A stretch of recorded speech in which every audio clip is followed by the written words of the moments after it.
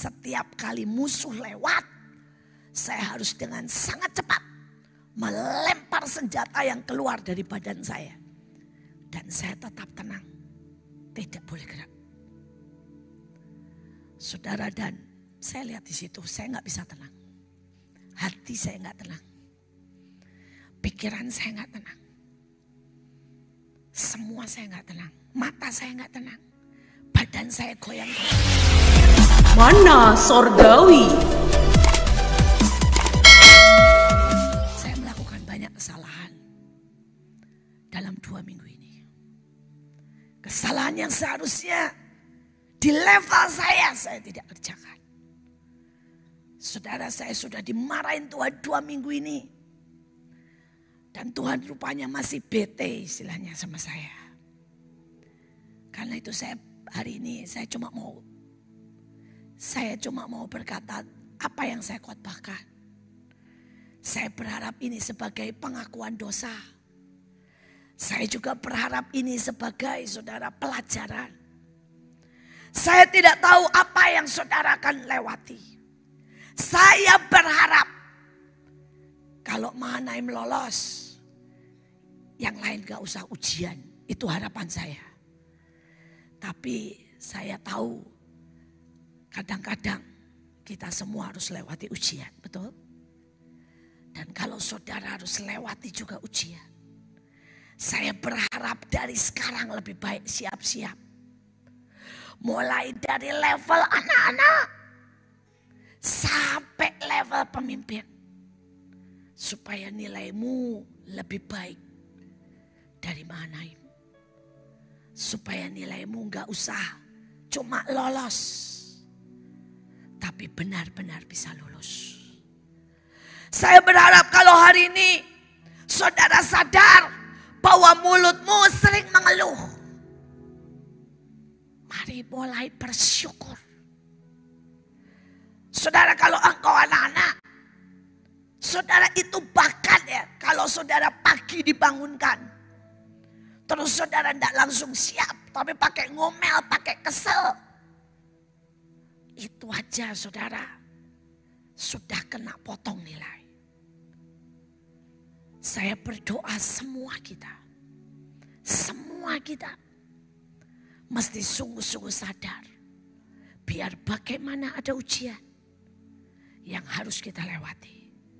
Dan kalau saudara sedang mengalami sebuah masalah, saudara yang level pemimpin, saudara masalah apapun, saudara harus benar-benar bisa tenang dan mendengarkan Tuhan.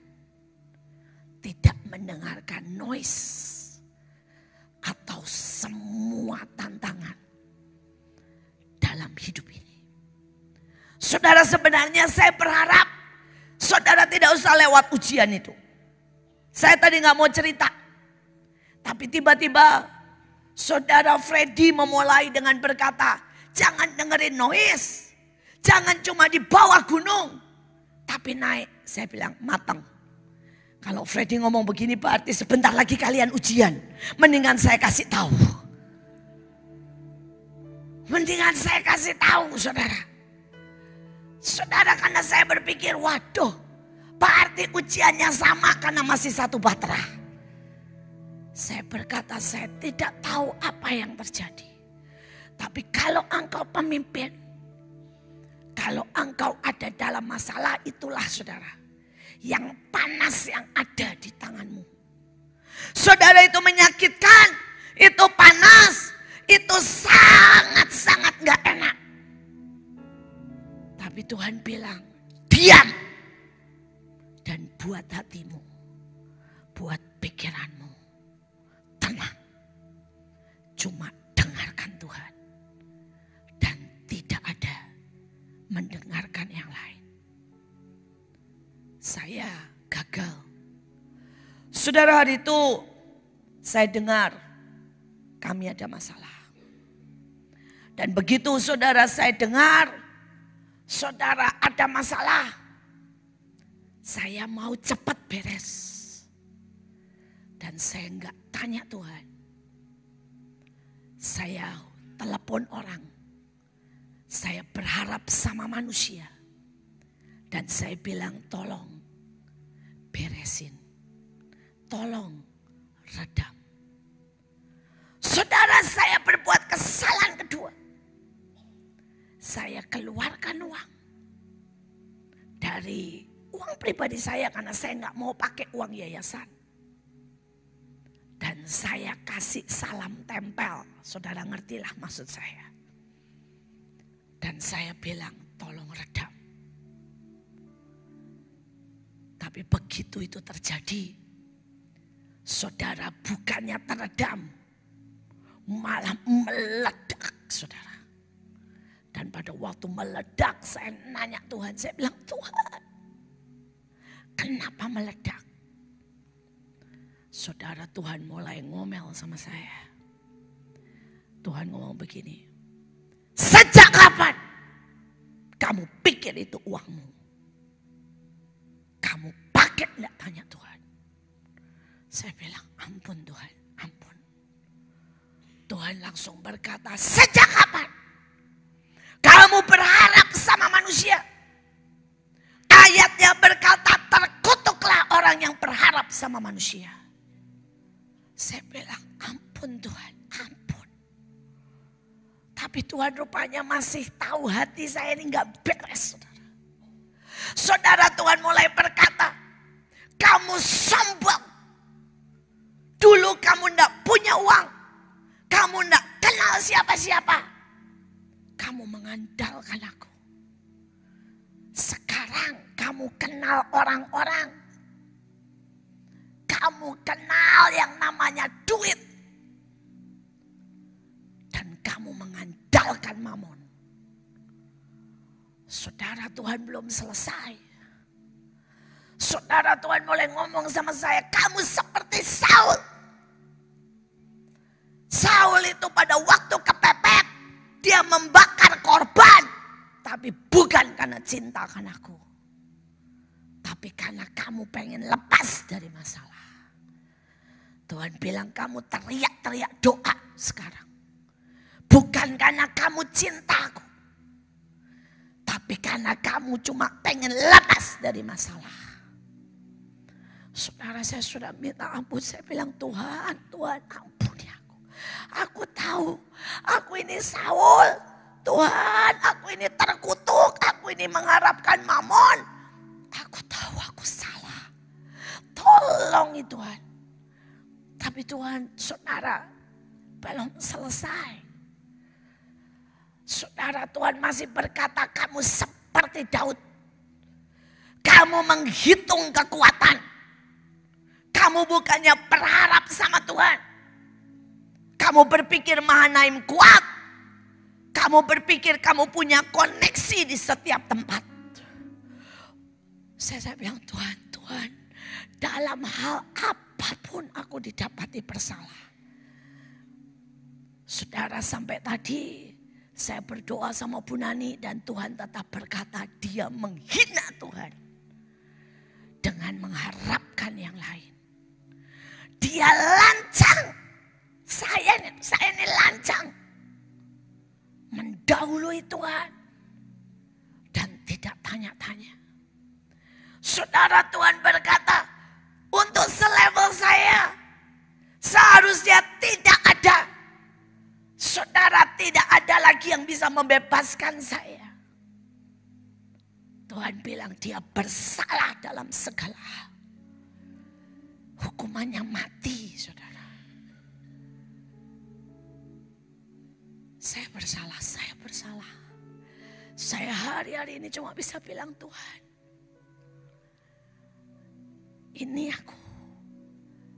Yang hari ini hatiku berubah setia. Ini aku yang hari ini mendekati Engkau cuma karena minta segera dilepaskan.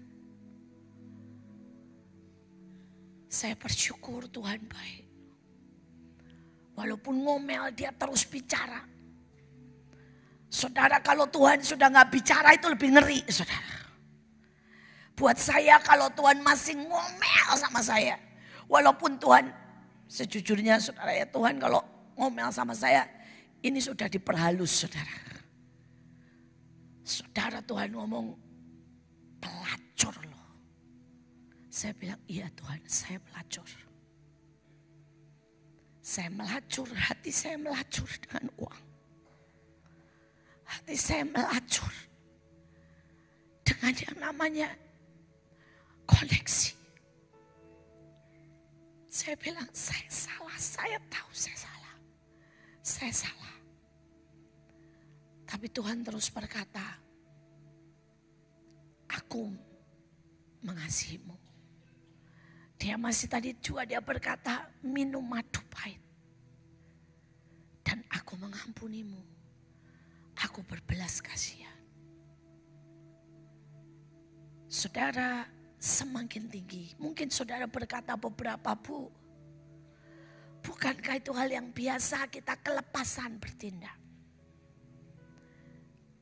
Kalau di level saudara mungkin gak masalah.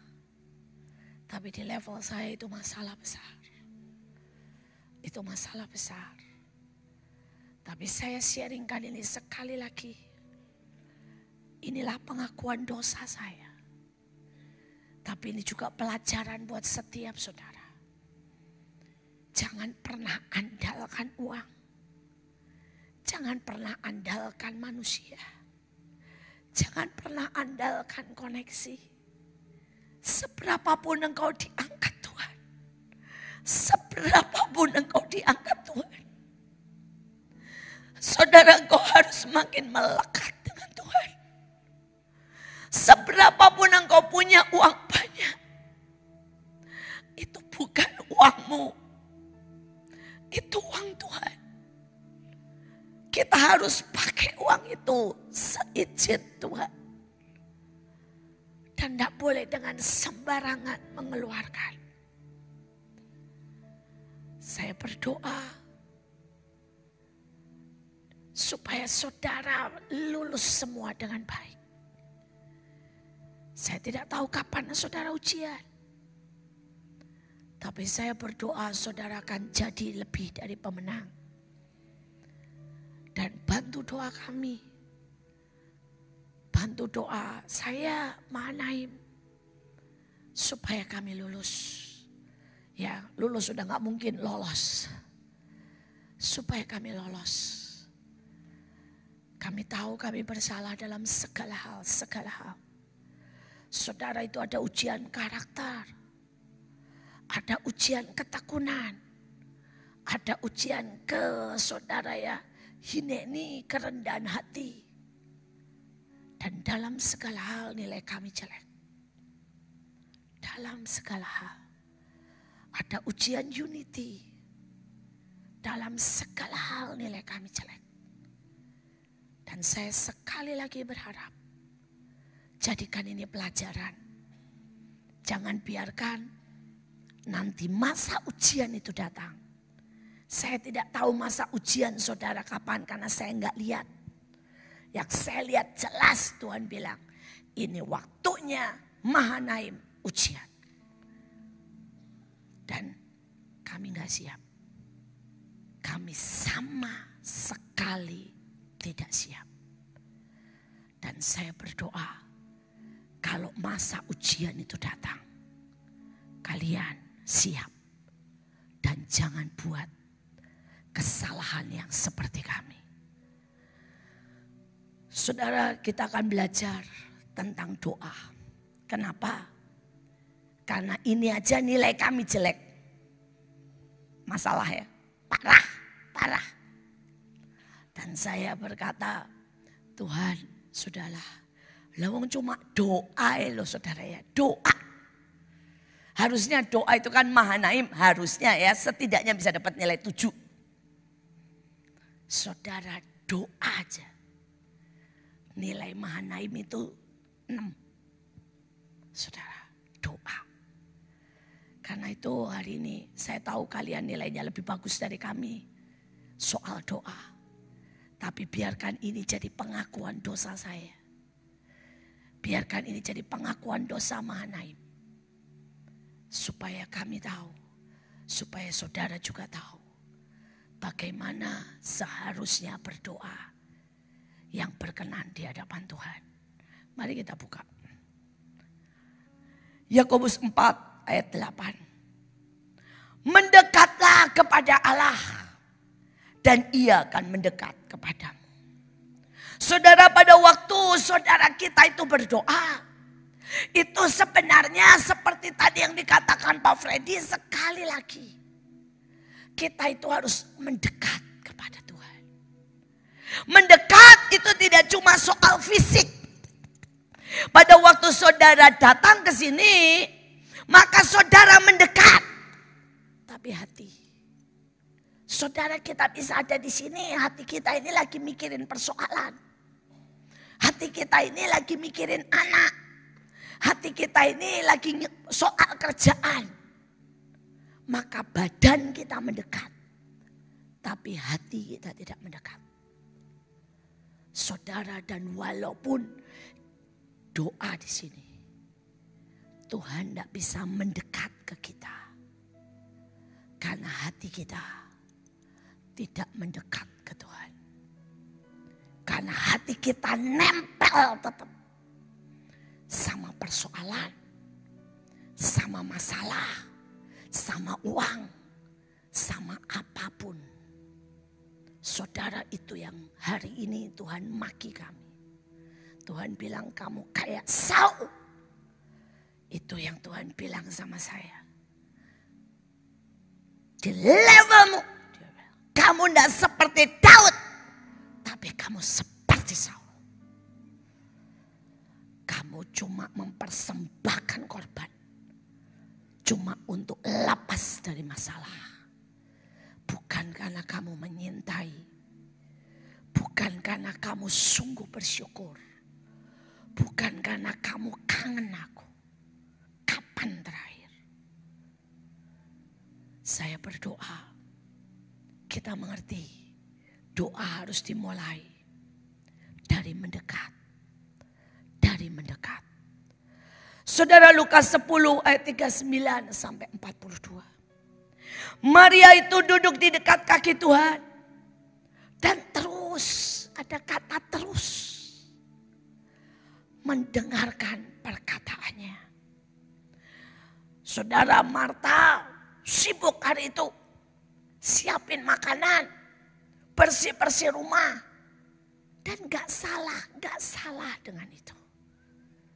Saudara, tapi Marta mulai kesel. Lihat Maria yang duduk, saudara. Dan Marta mulai bilang, kenapa dia duduk saja? Dan kemudian Tuhan mulai jawab. Hanya satu yang perlu. Maria memilih bagian terbaik. Yang tidak akan diambil daripadanya. Saudara, doa adalah mendengar Tuhan. Bukan kita cerewet sama Tuhan. Saudara, kadang-kadang kita doa, termasuk saya dan Mahanaim. Saudara, doa pagi kita sudah ngomong, Tuhan tolong anak, tolong Mahanaim, tolong duit Tuhan, tolong, semuanya tolong. Saudara, kadang-kadang kita datang sudah dengan lagu, nyanyi, kemudian mungkin deklarasi, perang, gak salah. Tapi seringkali kita lupa untuk mendengar Tuhan. Saudara, kita seringkali duduk sudah syafaat. Dan pada waktu Tuhan mau ngomong, kita sudah pergi. Kita lupa dengar Tuhan, hatinya, perasaannya, cintanya. Tuhan lagi mau cerita apa, kita lupa. Kita nggak sempat dengar Tuhan. Saudara, hari-hari ini Tuhan bilang sama saya, Iin, bagaimana mungkin kamu dengar orang, kamu dengar anak buahmu, kamu dengar handphone, kamu dengar suara intimidasi, dan kau tidak bisa dengar aku. Saya hari-hari ini berkata, Tuhan, dalam segala hal, bahkan dalam hal doa, aku bersalah. Aku bersalah. Saya berharap kita mengerti. Tuhan sangat rindu mencari orang yang seperti Maria. Kita bisa dengarkan sampai ritme detak jantungnya. Saudara, segala sesuatu itu dari hati. Ada suami istri yang sudah hidup bersama lama. Saudara, jaraknya mungkin cuma 10 cm. Tapi bisa saling teriak. Yang suaminya bilang, masa kamu gak mengerti? Bebe. Istrinya jawab, kamu yang gak bisa tahu. Loh, jaraknya 15 cm. Saling teriak. Dan biasanya sampai selesai teriak, tetap tidak ada yang mendengar. Karena di sini sudah tertutup. Tapi jaraknya bisa ujung ke ujung. Kalau saudara sedang jatuh cinta, bahkan mungkin di luar kota. Kalau sedang jatuh cinta, cuma bunyi handphone, ting. Cuma gambar, tidak tahulah gambar hati. Atau mungkin gambar saudara ya bunga. Saudara dan yang satu ngerti persis apa maksudnya. Kadang-kadang tidak ada suara.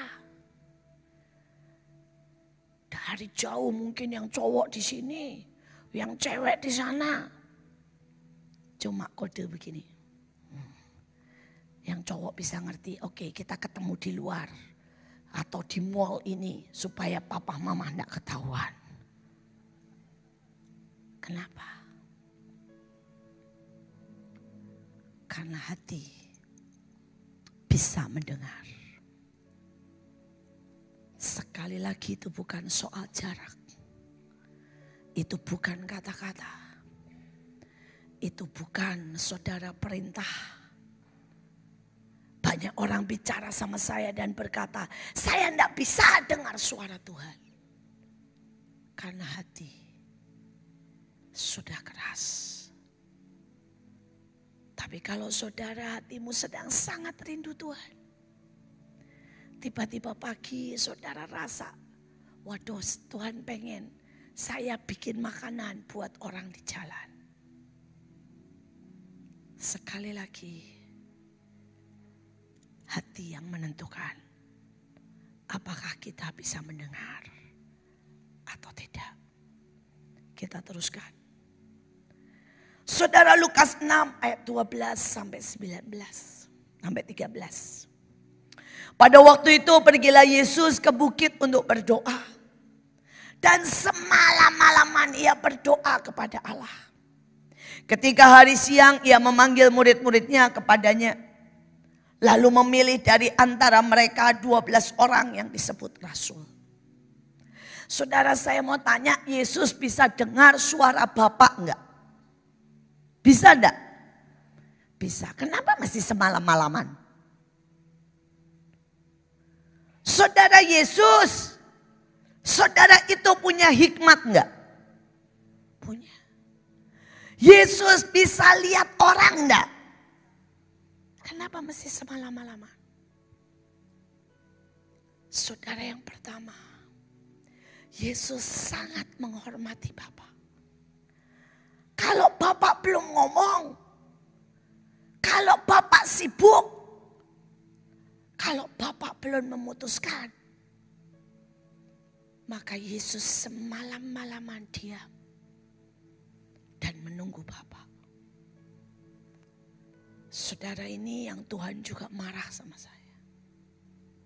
Tuhan bilang, kamu gak bisa ya, tunggu aku. Apa kamu pikir?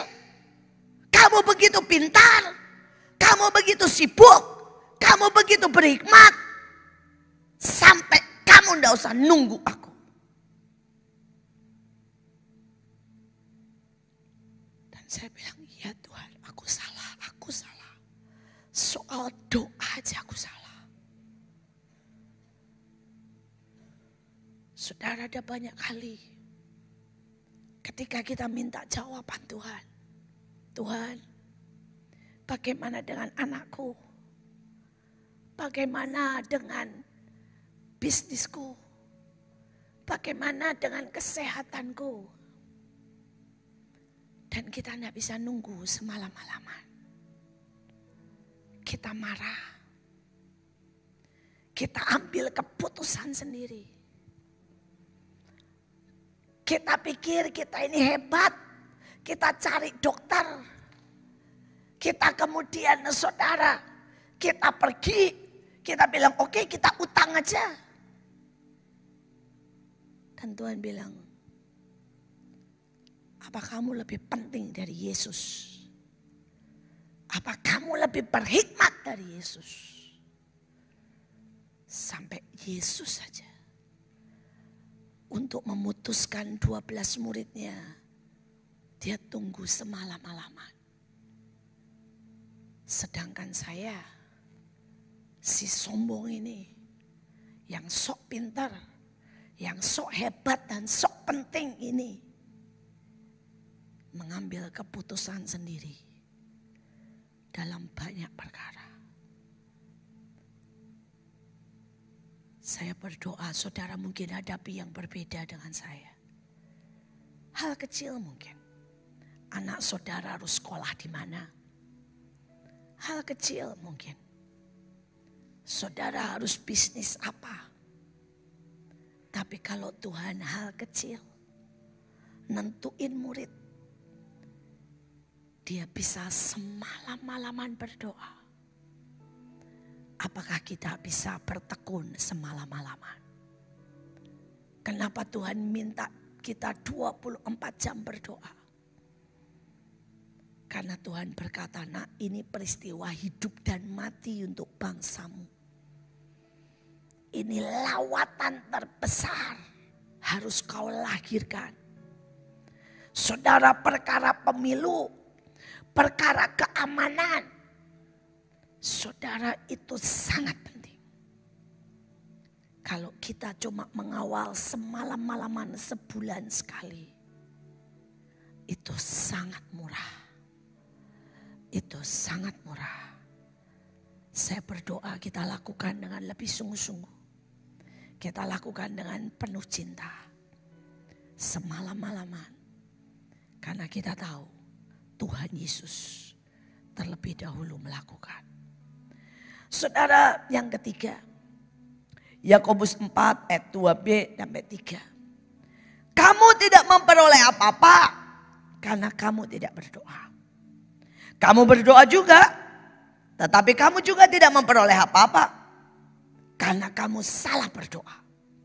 Sebab kamu minta itu hendak kamu habiskan untuk memuaskan hawa nafsumu.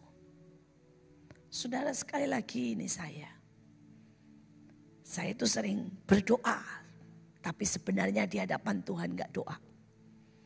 Ya, saya sering doa ngadep Tuhan, baru ngadep nih saudara, pikirannya udah begini.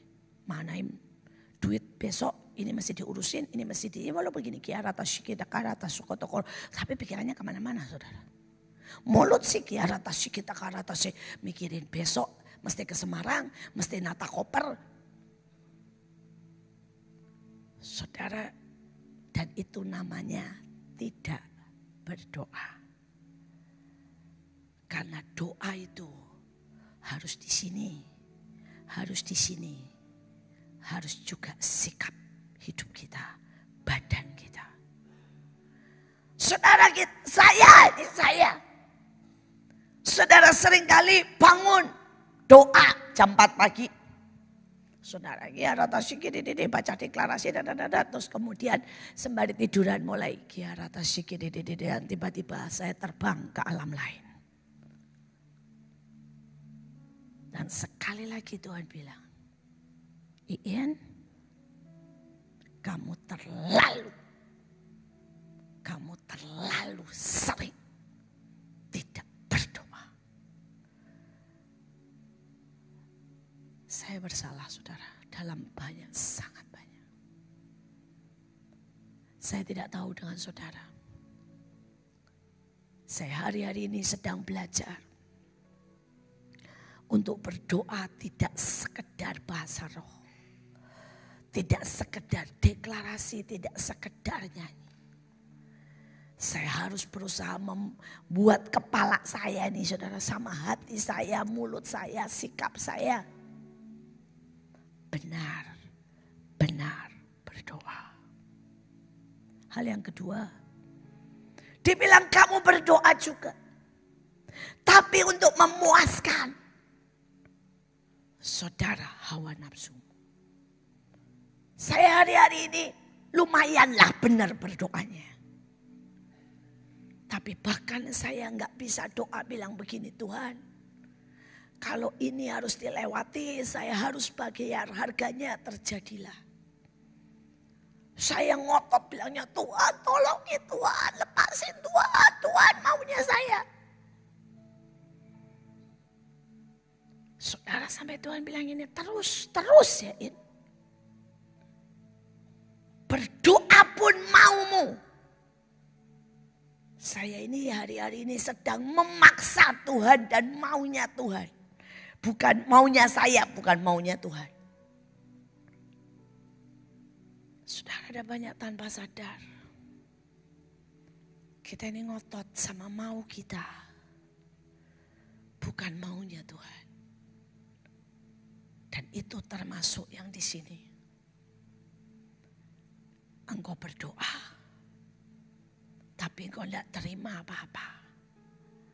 Karena engkau mau pakai untuk memuaskan nafsumu.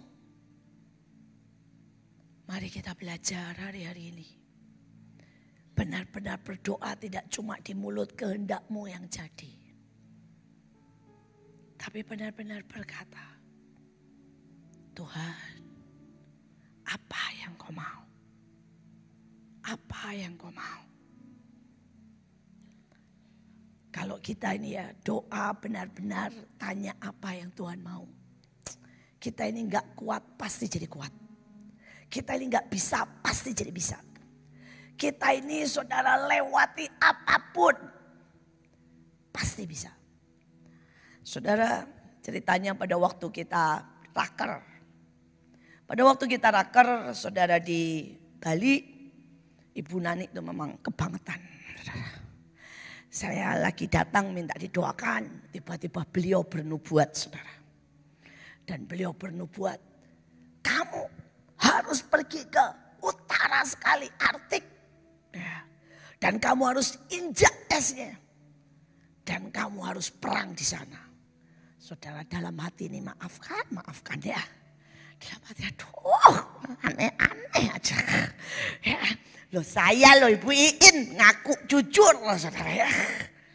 Saudara reaksi saya pertama kali seperti itu.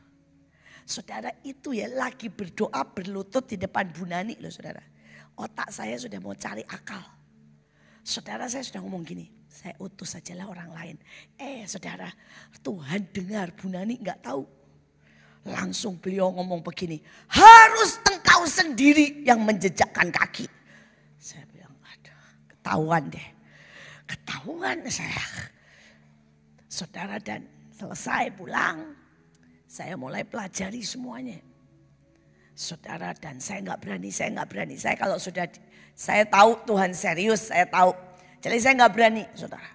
Saya pelajari semuanya dan benar saudara. Ada banyak titik. Dan salah satunya memang harus saya kerjakan, yang lain saya bagi. Jadi ada yang saya bagi sama Joshua, ada yang saya bagi sama Jimmy, ada yang saya bagi sama Pak Luki. Saudara, tapi ada yang saya kerjakan sendiri. Begitu lihat kondisinya, sekali lagi ini di dalam saudara ya, sudah teriak lagi. Saudara yang pertama itu jauh sekali. Saudara itu perjalanan 2 malam. Jadi 2 hari 2 malam itu baru sampai. Saudara jadi naik pesawat, ganti pesawatnya aja 5 kali. Saudara baru sampai, saudara. Saudara yang kedua itu mahal. Saudara. Tiketnya mahal, saudara. Saya bilang gini, aduh mahal. Tapi saya nggak berani, saudara. Nggak berani mengeluh. Walaupun di dalam ada mengeluh dikit, saudara ya. Tapi nggak berani mengeluh.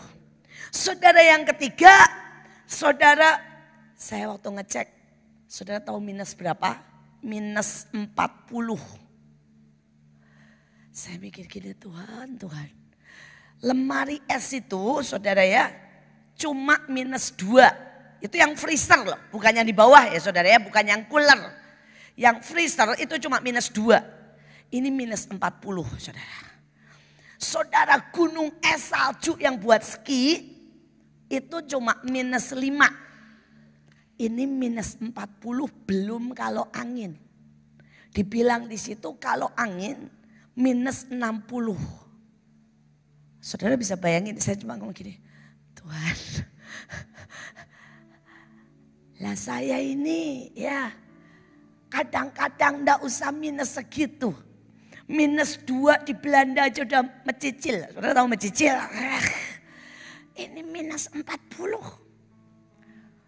Semakin membaca maka saya semakin tidak berani ngeluh. Enggak berani ngeluh sekali lagi. Tapi dalam hati kuatkan saya. Saya semakin membaca di situ ditulis. Kalau di tempat itu, yang di tempat Arktiknya situ tidak ada daging lain. Kecuali ikan paus dan anjing laut. Jadi kalau saudara mesti ke sana, ya saudara kan cuma makan ikan paus dan anjing laut. Saudara ya. Tambah lagi, kan pesannya harus menginjak es yang di Arktik. Jadi kami ini saudara set. Saya bersyukurlah saya punya Stephen. Dan saya bilang, tolong selidiki semuanya. Ya, dan tolong aturin semuanya. Maka saudara kami memutuskan pergi berempat karena masih dibagi banyak titik. Saya pergi dengan Stephen, Nike, saudara Bevis. Jadi berempat saudara. Saudara kemudian terakhir sekali Wenda dan Ming membantu ikut. Saudara dan pada waktu itu saudara ya, saya Stephen cek dan dia bilang gini, Ma, nggak ada yang mau, nggak ada travel, nggak ada tidak ada kendaraan umum, tidak ada yang mau nganter. Terus saya bilang, terus gimana? Nggak ada cara lain. Kita mesti nyetir mobil sendiri. Kita mesti sewa mobil, kita mesti nyetir sendiri. Terus saya nanya, itu perjalanannya jauhnya ke berapa? Dia bilang seperti dari Jakarta ke Surabaya balik lagi ke Jakarta.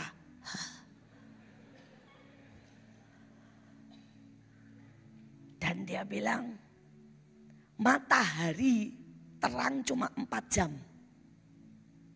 Jadi kita mesti berangkat jam 5 pagi mah. Sampai ke hotel nanti jam 12 malam. Besok paginya berangkat lagi jam 4 pagi. Sampai hotel jam 12 malam. Harus begitu. Dan kita akan bagi 4 tim. Terus saya tuh nanya, maafkan ya ini rada jorok. Saya ini sejak melahirkan setiap 2 jam mesti ke WC. Ya buang air kecil. Rada beser lah istilahnya. Apalagi tambah dingin, tambah beser kan saudara ya. Saya ini bilang gini, Pan, itu kan di antah berantah. Tolong cariin WC. Dia bilang gak ada mah. WC dan bensin adanya 6 jam sekali. Saudara sampai saya bilang gini, apa mama mesti bawa pampers. Bayangin di suhu 40, suruh di luar ya gak bisa juga kan. Saudara buka-buka di suhu 40 kan juga gak lucu. Ya ini rada jorok lah saudara ya. Tapi saya bilang gini, Tuhan ini. Dan saya bilang ini Tuhan bagaimana. Sampai saya ini beneran loh saudara. Bawa pampers dari Indonesia. Tapi terus Tuhan ngomong begini. Saya udah beli pampersnya. Tuhan bilang gini. Kamu itu ya. Kenapa sih mesti mengandalkan kekuatan? Pokoknya kalau kamu taat. Kamu akan lihat. Bagaimana aku memberi kekuatan. Itu semakin saya pelajari. Saya semakin teriak. Tuhan, apakah saya mampu? Tapi saya mau berkata Tuhan itu ajaib, saudara, Tuhan itu ajaib. Saya sudah lewati dan ternyata Tuhan kasih kemampuan yang ajaib. Wah, ceritanya ajaib. Ini sekarang cerita tentang keajaiban Tuhan. Saudara, cerita yang pertama, ya, ini cerita juga sedikit menjijikkan. Sorry, maafkan, ya. Saudara, jadi di sana itu saking minus. HP itu saudara ya, HP itu beku. Saudara itu mau full, ya. Saudara kalau saudara dipegang begini, dalam sekejap HP itu beku. Butuh cuma 5 menit, kacamu itu beku, saudara. Terus kemudian baterainya drain. Jadi dari full langsung 0, karena minus 40.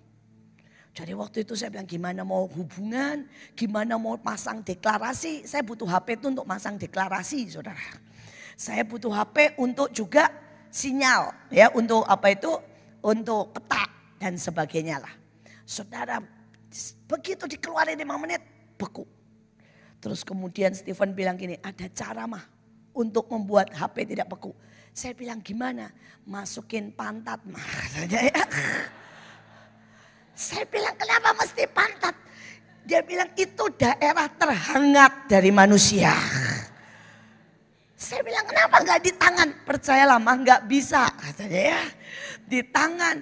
Saya bilang kenapa nggak di perut? Nggak tahu dia bilang. Tapi daerah terhangat adalah di pantat.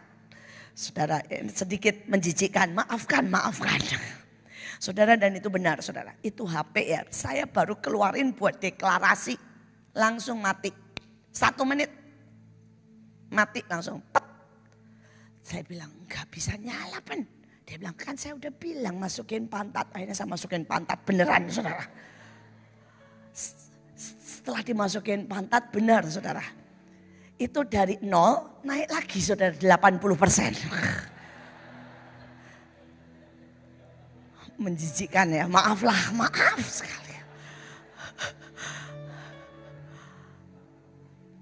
Aduh itu nyebelin banget lah saudara. Setelah masukin pantat lama, 15 menit keluarin 80% lagi nyala. Cuma bisa deklarasi 5 menit saudara. 0 lagi saudara. Ya tapi itu cerita ajaib. Jadi hari-hari itu saudara saya modelnya gini. Deklarasi masukin jret ya. Itu HP gak tahulah. Setelah itu kita kuduskan, tahirkan dalam nama Yesus. Itu cerita lucunya saudara. Saya melihat itu ajaib. Saya ajaib banget. Saya di sana itu bisa tidak ke WC saudara ya 12 jam. Karena kadang-kadang saudara itu gak ada benar-benar. Tidak ada toilet. Tidak ada pom bensin saudara. Dan ajaib saudara. Saya gak jadi pakai pampers karena Tuhan bilang andalkan aku, jangan andalkan kekuatanmu. Saudara saya di sana aneh saudara. Di sini tuh dikit-dikit ke WC, saudara ya, beser. Itu dalam kondisi dingin bisa tidak? Saudara saya lihat keajaiban Tuhan lah. Salah satunya yang paling ajaib. Hari itu Tuhan bilang begini, hati-hati perang besar. Saudara dan kami jalan, kami perang melawan begitu banyak hal. Termasuk iblis yang jatuh, malaikat jatuh. Saudara portal dunia alam lain. Kemudian sihir, semuanya itu real banget saudara. Real banget. Kalau saya cerita lama nanti gak selesai. Saudara pulang jam 12 nanti.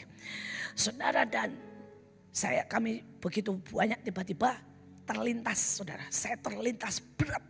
Mobil tuh guling. Saya dengar iblis bilang, awas kamu. Saya langsung bilang sama Stephen, berhenti. Kita urapi dulu. Saudara, dan dia berhenti, saya puterin saudara sama tumen. Saya puterin, Tuhan bilang jangan sekali, 3 kali Tuhan. Saya bilang saudara kalau perang di level-level di atas, saudara tidak bisa prosedural biasa. Saudara harus prosedural dalam. Kitab Yesaya, Yesaya pasal 1, bagian pertama. Nubuat tentang Yehuda dan Yerusalem. Judul, penglihatan yang telah dilihat Yesaya bin Amos tentang Yehuda dan Yerusalem dalam zaman Uzia, Yotam, Ahaz, dan Hizkia, raja-raja Yehuda.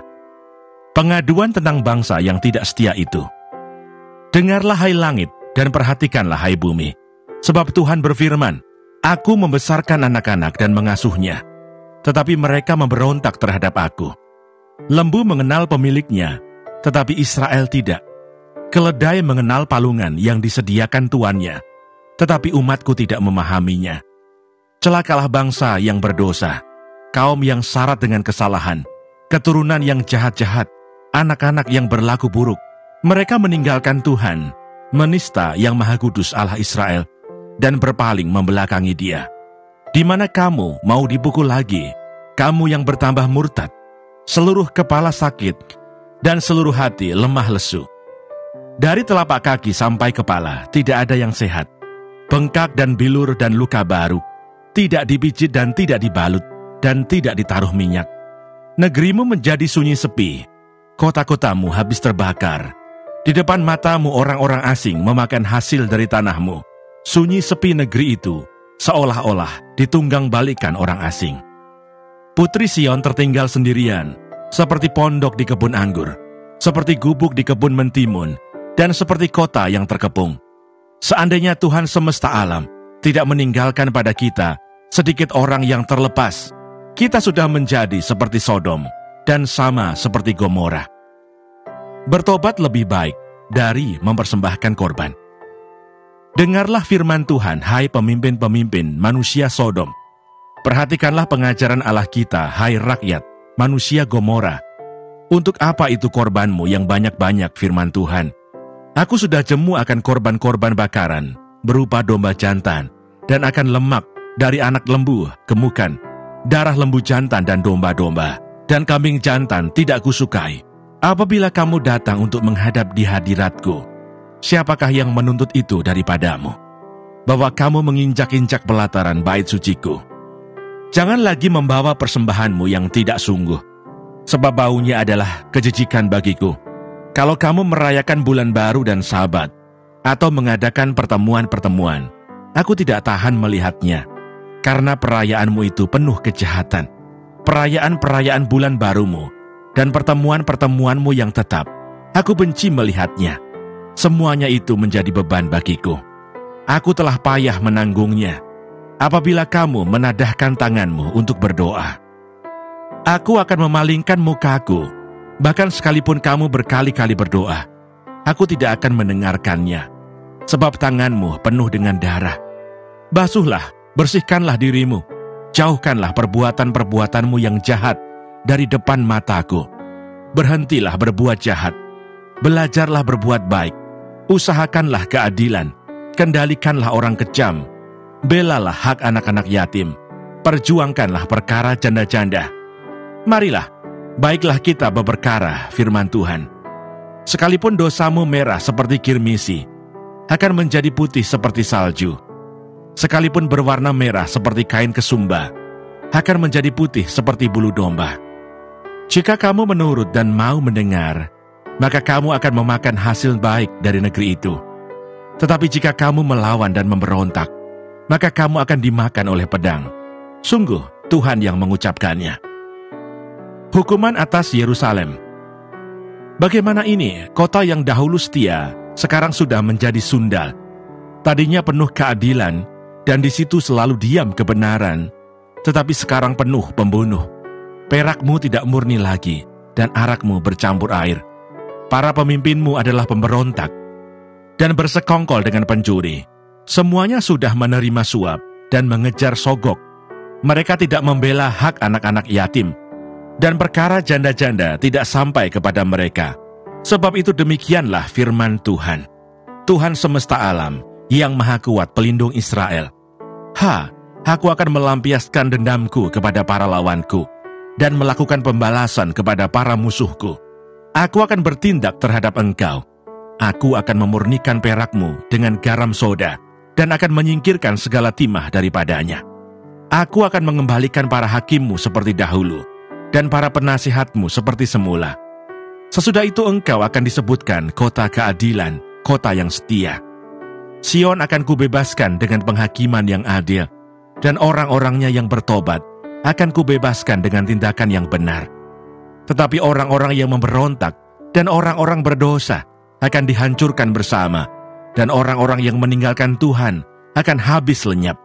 Sungguh, kamu akan mendapat malu karena pohon-pohon keramat yang kamu inginkan, dan kamu akan tersipu-sipu karena taman-taman dewa yang kamu pilih. Sebab kamu akan seperti pohon keramat yang daunnya layu, dan seperti kebun yang kekurangan air, maka yang kuat menjadi seolah-olah kapas, dan pekerjaannya menjadi seolah-olah bunga api. Keduanya menimbulkan api, dan tidak ada yang dapat memadamkan. Yesaya pasal 2. Sion sebagai pusat kerajaan damai. Firman yang dinyatakan kepada Yesaya bin Amos tentang Yehuda dan Yerusalem akan terjadi pada hari-hari yang terakhir. Gunung tempat rumah Tuhan akan berdiri tegak di hulu gunung-gunung dan menjulang tinggi di atas bukit-bukit. Segala bangsa akan berduyun-duyun ke sana, dan banyak suku bangsa akan pergi serta berkata, "Mari kita naik ke gunung Tuhan, ke rumah Allah Yakub, supaya Ia mengajar kita tentang jalan-jalannya, dan supaya kita berjalan menempuhnya. Sebab dari Sion akan keluar pengajaran, dan firman Tuhan dari Yerusalem. Ia akan menjadi hakim antara bangsa-bangsa, dan akan menjadi wasit bagi banyak suku bangsa. Maka mereka akan menempa pedang-pedangnya menjadi mata bajak, dan tombak-tombaknya menjadi pisau pemangkas. Bangsa tidak akan lagi mengangkat pedang terhadap bangsa, dan mereka tidak akan lagi belajar perang. Hai kaum keturunan Yakub, mari kita berjalan di dalam terang Tuhan." Hukuman Tuhan terhadap semua orang yang meninggikan diri. Sungguh, telah kau buang umatmu, yakni kaum keturunan Yakub, sebab di mana-mana mereka melakukan tenung seperti yang di timur, dan sihir seperti orang Filistin, dan orang-orang asing di antara mereka terlalu banyak. Negerinya penuh emas dan perak, dan tak terbatas harta bendanya. Negerinya penuh kuda, dan tak terbatas jumlah keretanya. Negerinya penuh berhala-berhala. Mereka sujud menyembah kepada buatan tangannya sendiri, dan kepada yang dikerjakan oleh tangannya. Maka manusia ditundukkan dan orang direndahkan. Janganlah ampuni mereka. Masuklah di sela gunung batu, dan bersembunyilah di dalam liang tanah terhadap kedahsyatan Tuhan dan terhadap semarak kemegahannya. Manusia yang sombong akan direndahkan, dan orang yang angkuh akan ditundukkan, dan hanya Tuhan sajalah yang maha tinggi pada hari itu. Sebab Tuhan semesta alam menetapkan suatu hari untuk menghukum semua yang congkak dan angkuh, serta menghukum semua yang meninggikan diri supaya direndahkan. Untuk menghukum semua pohon aras di Libanon yang tumbuh meninggi dan tetap menjulang, dan menghukum semua pohon tarbantin di Basan. Untuk menghukum semua gunung yang tinggi-tinggi dan semua bukit yang menjulang ke atas. Untuk menghukum semua menara yang tinggi-tinggi dan semua tembok yang berkubu. Untuk menghukum semua kapal Tarsis dan semua kapal yang paling indah. Manusia yang sombong akan ditundukkan, dan orang yang angkuh akan direndahkan. Hanya Tuhan sajalah yang maha tinggi pada hari itu.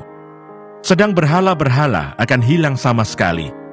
Maka orang akan masuk ke dalam gua-gua di gunung batu, dan ke dalam liang-liang di tanah, terhadap kedahsyatan Tuhan, dan terhadap semarak kemegahannya.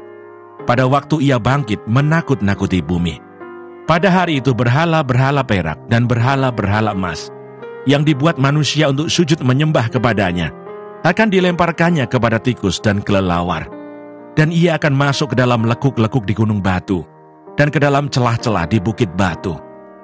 Terhadap kedahsyatan Tuhan, dan terhadap semarak kemegahannya, pada waktu Ia bangkit menakut-nakuti bumi. Jangan berharap pada manusia, sebab ia tidak lebih daripada embusan nafas, dan sebagai apakah ia dapat dianggap. Yesaya pasal 3. Hukuman Tuhan terhadap orang-orang yang menyesatkan bangsa itu. Maka sesungguhnya Tuhan semesta alam, akan menjauhkan dari Yerusalem dan dari Yehuda setiap orang yang mereka andalkan, segala persediaan makanan dan minuman, pahlawan dan orang perang, hakim dan nabi, petenung dan tua-tua, perwira dan orang-orang yang terpandang, penasihat dan ahli sihir, dan orang yang paham mantra. Aku akan mengangkat pemuda-pemuda menjadi pemimpin mereka, dan anak-anak akan memerintah atas mereka. Maka bangsa itu akan desak-mendesak, seorang kepada seorang, yang satu kepada yang lain. Orang muda akan membentak-bentak terhadap orang tua, orang hina terhadap orang mulia. Sehingga apabila seorang memegang saudaranya di rumah ayahnya dan berkata, "Engkau masih mempunyai jubah, jadilah pemimpin kami, dan reruntuhan ini di bawah kuasamu." Maka pada waktu itu saudaranya akan menjawab, "Aku tidak mau menjadi tabib. Di rumahku tidak ada roti dan tidak ada jubah. Janganlah angkat aku menjadi pemimpin bangsa." Sungguh, Yerusalem telah runtuh dan Yehuda telah rubuh.